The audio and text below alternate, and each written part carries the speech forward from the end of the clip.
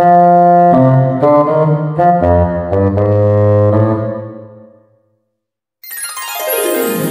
tidak pernah bisa bayangkan, teman-teman, bahwa Partai Demokrasi Indonesia Perjuangan ini mengalami nasib yang seperti ini. Turun jauh, ya, suatu titik yang menurut saya titik terendah dari perjalanan sejarah ya Partai Demokrasi Indonesia Perjuangan. Apalagi kalau kita kaitkan dengan perilaku politik dari Ketua Umum yang menginstruksikan, melarang atau menunda apapun namanya, dan tidak bergabung dengan seluruh kepala daerah, wakil kepala daerah yang ada di Indonesia bersama di Magelang. Dan ini potensial akan menjadikan PDIP sebagai salah satu partai terlarang. Ya, kita akan bahas di Bukan Partai Politik.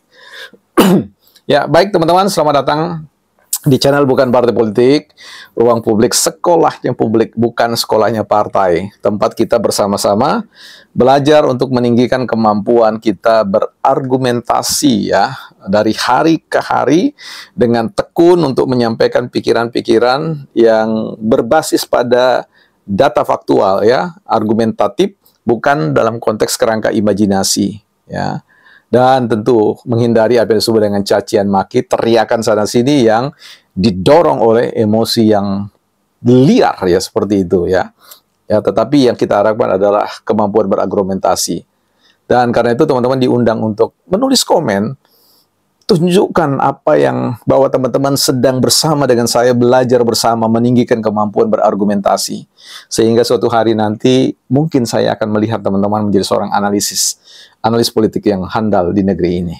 Itu cita-cita dari Bukan Partai Politik ya. Baik teman-teman, kita mau bahas tentang satu sudut pandang ini, tapi sebelumnya saya ingatkan buat teman-teman yang betul-betul ingin berinvestasi sebidang tanah 10x20 di IKN yang masih saja terus berjalan pembangunannya, on the track ya, jadi tidak mangkrak teman-teman. Silakan cek informasinya di website bukanpartaipolitik.com. Di sana ada nomor kontaknya. Silakan teman, ini kesempatan karena property agensinya bekerja sama dengan Bukan Partai Politik ya. Baik, kita akan lihat belakangan ini banyak para pakar atau orang berargumentasi tentang, atau kita sebut saja kader dari PDIP ya, yang mengatakan bahwa tidak ada korelasinya ya acara retret dengan undang-undang, bahwa mereka tidak melanggar undang-undang dan sebagainya dan sebagainya.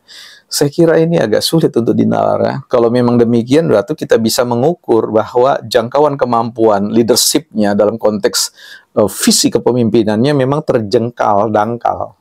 Menurut saya bisa keliru tentang hal itu. Tapi kita coba uji, benarkah bahwa ya apa yang diinstruksikan oleh PDIP itu tidak mencerminkan apa yang disebut dengan ketidakpatuhan, yang bisa saja mengatakan bahwa ini ada menurut saya tidak sadar menempatkan dalam konteks ya partai sebagai subsistem dari pemerintahan. Ya, jadi bukan apple to apple, ya bukan, tapi tomat to apple gitu lah. Ya, tapi oke lah. Kita lihat basis data kita ya.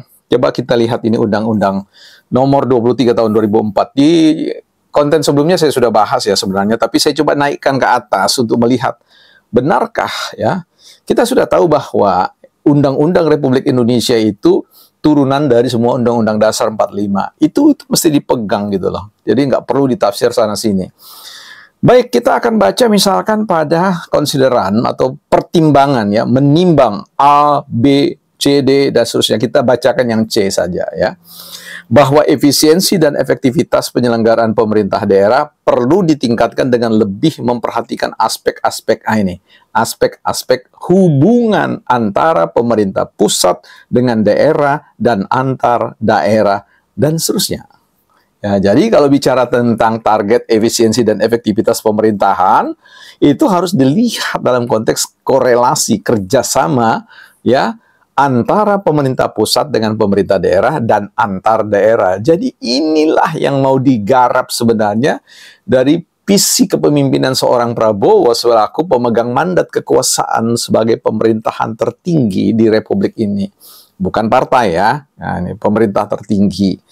Kemudian kita lihat ke bawah lagi, misalkan dalam konteks ketentuan umum pada bab 1, pasal 1 ya, bahwa ayat pertama dia membicarakan tentang pemerintah pusat ya, pemerintah pusat adalah presiden. Nah ini, pemerintah pusat itu adalah Presiden Republik Indonesia yang memegang kekuasaan pemerintahan negara Republik Indonesia yang dibantu oleh Wakil Presiden, Menteri, dan seterusnya. Jadi pemegang kekuasaan itu di Republik ini adalah ya pemerintah pusat, bukan pemerintah partai.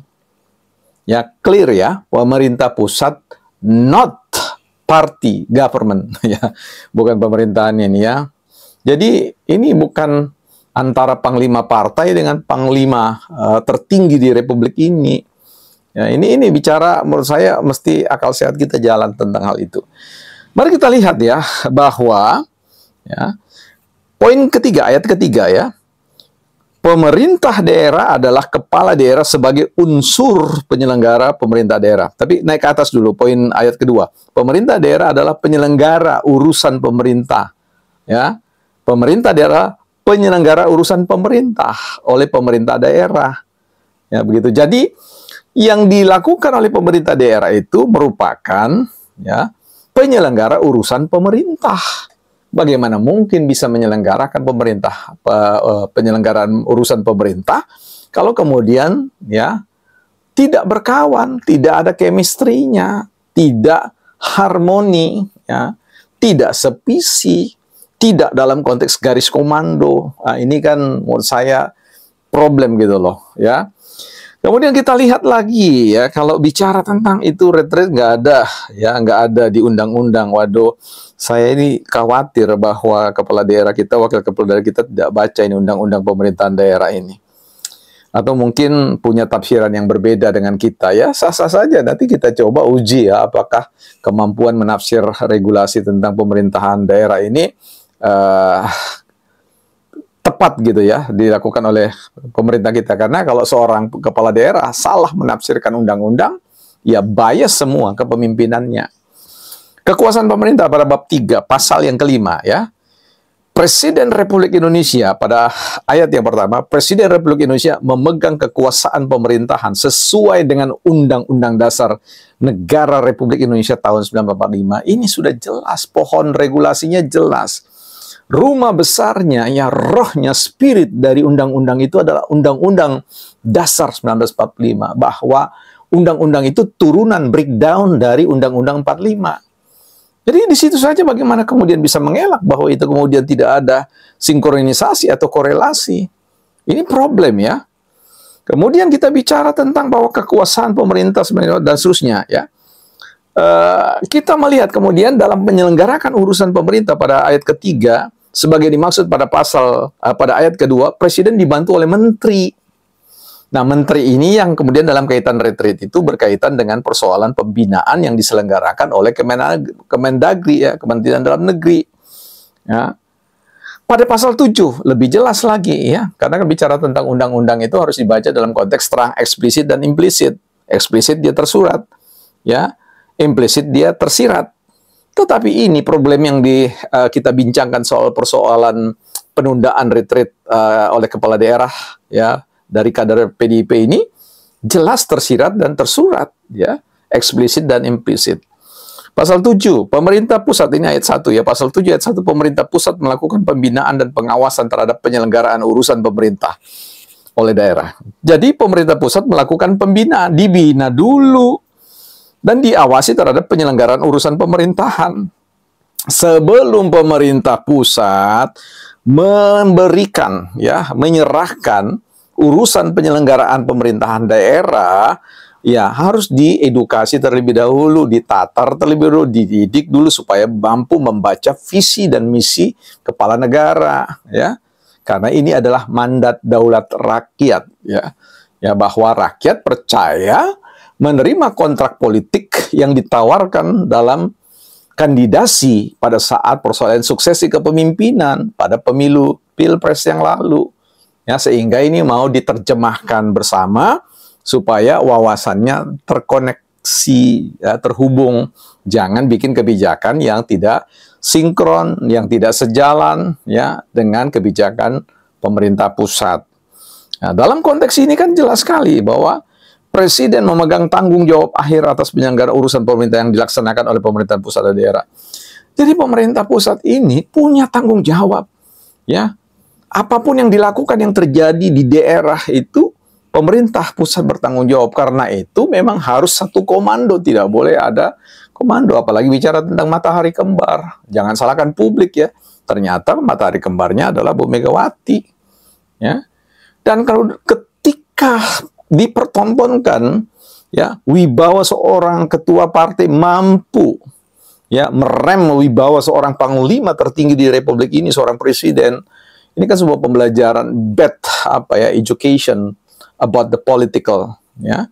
Jadi sebuah pendidikan yang buruk, ya, yang ditunjukkan oleh partai yang kita harapkan, yang setiap saat, ya, mengundang kader-kader mereka untuk masuk dalam sekolah partai, dan dosennya adalah Rocky Gerung. Ini kan sesuatu yang menurut saya perlu dipertanyakan. Tapi oke lah, nanti kita bahas dan juga bolehlah berdebat sekali-sekali dengan Rocky Gerung ya. Dalam konteks yang lain. Saya kira ini penting ya untuk mengatakan bahwa kalau ada yang mengatakan bahwa ini tidak ada koneksi dengan persoalan undang-undang dan sebagainya, nggak perlu kita menafsir lebih jauh. Itu sudah jelas undang-undangnya. Jadi kalau ini terjadi dan dibiarkan, tidak ada komunikasi politik yang baik dalam rangka untuk ya saling memahami lah. Kita hargai juga PDIP. Tapi kalau ini terus berlangsung, maka bisa jadi PDIP kemudian tergradasi sebagai partai yang kemudian dianggap nasionalis. Ya, ini justru salah satu partai yang berbahaya. Bisa jadi seperti itu ya. Saat ini masih belum, tapi simptom-simptomnya, tanda-tandanya ke arah sana. Bisa jadi kemudian ini menjadi salah satu partai yang senquote larang.